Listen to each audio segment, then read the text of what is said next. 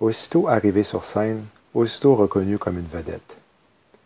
Le Esquire lui a décerné l'homme le mieux habillé de l'année et l'homme le plus intéressant du monde. Le magazine Time a choisi comme titre « Le pape du peuple ». L'homme de l'année selon Vanity Fair et le Time. Sur la page couverture du magazine Life, on peut lire « Pape François, le vicaire », qui signifie « représentant de Christ, de Saint-Pierre à aujourd'hui ». Le pape se fait aussi appeler Vicarius Filii Dei, qui est un terme latin et en français veut dire « vicaire du Fils de Dieu ». Le magazine Houston Style, Pape François, l'humble pape. Comme vous allez le constater, voici une de ces citations qui sont pour le moins bouleversantes. À travers l'humilité, la recherche de l'âme et la contemplation de prière, nous avons acquis une nouvelle compréhension de certains dogmes. L'Église ne croit plus en un véritable enfer où les gens souffrent. Cette doctrine est incompatible avec l'amour infini de Dieu. Dieu n'est pas un juge, mais un ami et un amant de l'humanité. Dieu ne cherche pas à condamner, mais seulement à embrasser. Comme la fable d'Adam et Ève, nous voyons l'enfer comme un dispositif littéraire. L'enfer est simplement une métaphore de l'âme isolée qui, comme toutes les âmes, seront finalement unies dans l'amour avec Dieu. Le Time, encore une fois, et d'autres, l'associant à l'espoir d'un nouveau monde. Le catholicisme est maintenant une religion moderne et raisonnable qui a subi des changements évolutifs. Le temps est venu d'abandonner toute intolérance. Nous devons reconnaître que la vérité religieuse évolue et change. La vérité n'est pas absolue ou gravée dans la pierre. Même les athées reconnaissent le divin. Par des actes d'amour et de charité, l'athée reconnaît Dieu ainsi et rachète son âme, devenant un participant actif dans la rédemption de l'humanité. Dieu est en train de changer et d'évoluer en tant que nous sommes. Dieu vit en nous et dans nos cœurs. Lorsque nous diffusons l'amour et la bonté dans le monde, nous touchons notre propre divinité et la reconnaissons. La Bible est un beau livre saint, mais comme toutes les grandes et anciennes œuvres, certains passages ne sont pas à jour. Certains appellent même à l'intolérance ou au jugement. Le temps est venu pour voir ces versets comme des interpolations, plus tard, contrairement aux messages d'amour et de vérité qui rayonnent autrement par l'Écriture. Certains considèrent pouvoir avoir un rapport personnel, direct, immédiat avec Jésus-Christ en dehors de la communion et de la médiation de l'Église. Ce sont des tentations dangereuses. Ce sont des tentations nuisibles. Ce sont, comme le disait le grand pape Paul VI, des dichotomies absurdes. 1 Timothée 4.1. Or, l'Esprit dit expressément que dans les derniers temps, quelques-uns se détourneront de la foi, s'attachant à des esprits séducteurs et à des doctrines des diables. Peu de temps après son élection, un livre intitulé « François, pape d'un nouveau monde » était écrit par Andrea Tornielli et imprimé par Ignatius, une compagnie d'imprimerie appartenant aux Jésuites. Des millions de non-croyants ont affirmé qu'il était un vrai chrétien qui porte des souliers réguliers et pas de croix en or sur lui. Il dort dans un modeste appartement et sort secrètement la nuit pour nourrir les sans-abri pour que personne ne le sache. Il donne des câlins, sourit et se réjouit avec les foules, tandis que la Bible nous prévient que l'Évangile va nécessairement offenser le monde. Pape François a fait des déclarations pour apaiser le standard moral d'aujourd'hui. Il a joué les bonnes cartes pour gagner le cœur des gens. Les médias embrassent son message de douceur et de souci, sans intolérance ou jugement comparé à ses prédécesseurs. Il se préoccupe de l'environnement, des gens qui sont sans emploi, le jeune et le plus âgé, le malade, le pauvre, et celui qui vit dans le péché trouve réconfort en lui. Il est vu comme une bouffée de fraîcheur qui renouvelle la doctrine de plusieurs centaines d'années des pères de l'Église catholique. Les temps ont changé et nous avons changé selon lui. Nous voici dans un monde de nouvelles idées, nouvelles façons, nouveaux concepts, nouvel enseignement. Après tout, le monde a vécu dans le noir des milliers d'années. Pour cette raison, les changements sont les bienvenus dans la société.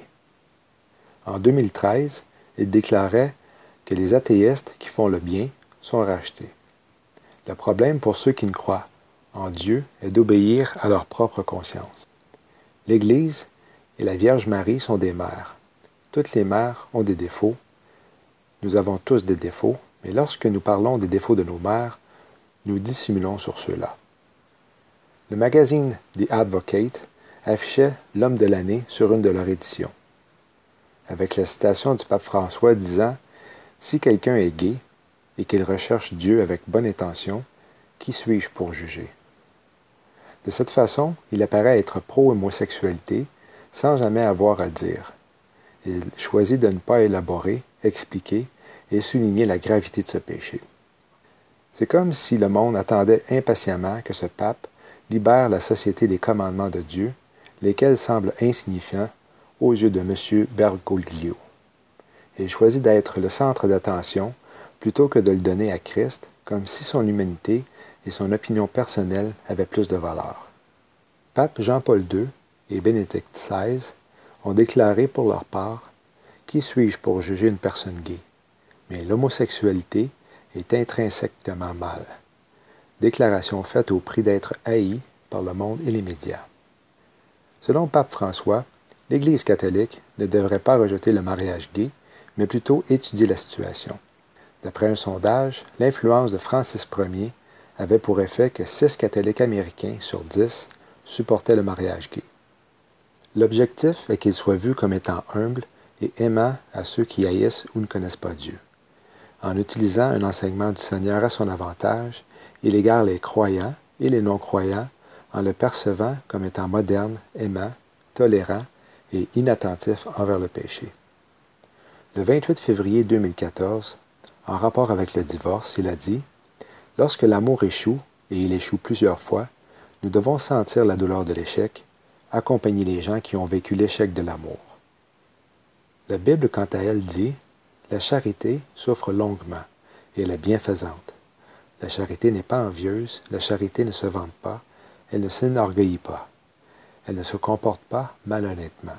Elle ne cherche pas son intérêt, ne s'irrite pas facilement, ne pense pas mal.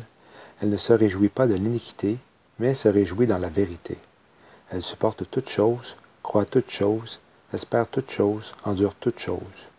La charité ne fait jamais défaut. 1 Corinthiens 13, 4 à 8. Selon lui, le mariage peut échouer parce que l'amour échoue. Les gens n'échouent pas et le péché n'est pas la cause de l'échec. Selon lui, qu'est-ce qui échoue est l'amour. L'amour vient de Dieu seulement parce que Dieu est amour.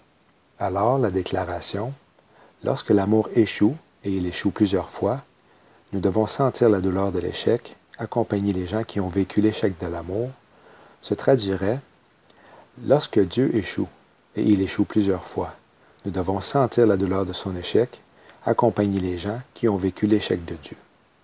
Matthieu 19, 1 à 11. Et il arriva que lorsque Jésus eut achevé ses propos, il partit de Galilée et alla vers les confins de la Judée au-delà du Jourdain. Et de grandes multitudes le suivirent, et il les guérit là. Des pharisiens vinrent aussi à lui l'éprouvant et lui disant, « Est-ce que la loi permet à un homme de répudier sa femme pour quelque cause que ce soit? » Et il répondit et leur dit, « N'avez-vous pas lu que celui qui les a fait au commencement les a fait mâles et femelles? » Et il dit, « À cause de cela, l'homme quittera son père et sa mère, et s'attachera à sa femme, et les deux seront une seule chair. Ainsi, ils ne sont plus deux, mais une seule chair. C'est pourquoi ce que Dieu a joint, l'homme ne le sépare pas. » Ils lui dirent, « Pourquoi donc Moïse a-t-il commandé de donner une lettre de divorce et de la répudier? » Il leur dit, « Moïse, à cause de la dureté de votre cœur, vous a permis de répudier vos femmes, mais au commencement, il n'en était pas ainsi. Et je vous dis que quiconque répudiera sa femme, si ce n'est pour cause de fornication, et en épousera une autre, commet un adultère. Et celui qui épouse celle qui a été répudiée, commet un adultère. » Ses disciples lui dirent, « Si telle est la condition de l'homme à l'égard de sa femme, il n'est pas bon de se marier. » Mais il leur dit, « Tous les hommes ne sont pas capables de recevoir ces propos, seulement à ceux à qui cela est donné. » Marc 10, 10 à 12. Et dans la maison, ses disciples l'interrogèrent encore sur le même sujet. Et il leur dit, « Quiconque répudiera sa femme et en épousera une autre, commet un adultère contre elle. Et si une femme répudie son mari et en épouse un autre, elle commet un adultère. Il est clair que le commandement de Christ est opposé à l'enseignement du pape. Il se sert de sa réputation pour manipuler la doctrine en disant « Ne les condamnez pas, marchez avec eux », ajoutant « Nous devons être près de nos frères et sœurs qui ont souffert l'échec de l'amour dans leur vie. » Ici encore, Pape François utilise l'expression « l'échec de l'amour » comme moyen pour dire que c'est l'amour de Dieu qui échoue au lieu de celui du pécheur qui échoue. De cette façon, il blâme l'amour pour être responsable et un élément indigne de confiance, coupable de blesser ceux qui sont maintenant victimes. Il protège non seulement le péché et le pécheur, mais accuse ceux qui maintiennent la vérité d'être froids et intolérants en disant « Ne les condamnez pas ». En 2014, dans un article du National Catholic Reporter, Pape François a donné son top 10 sur comment être heureux sans avoir mentionné Jésus une seule fois. L'année passée, il a publiquement déclaré qu'il n'y avait aucune place pour le fondamentalisme dans la chrétienté.